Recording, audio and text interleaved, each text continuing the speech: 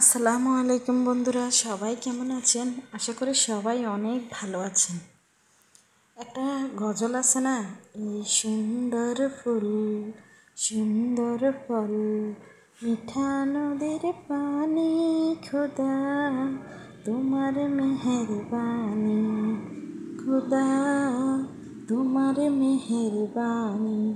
যদিও আমার কণ্ঠে গজলটা সুন্দর হয় না, তবুও আমি বলার চেষ্টা করেছি, কারণ হচ্ছে আল্লাহর এই অশেষ নিয়ামত। এই ফুলগুলো পবিত্র, ফুল হচ্ছে পবিত্রতার প্রতীক, ফুল হচ্ছে শান্তির প্রতীক। দেখুন, ফুল গাছগুলো দেখতে যতটা সুন্দর, সবুজ ঘাসগুলোও দেখতে ঠিক ততটাই সুন্দর।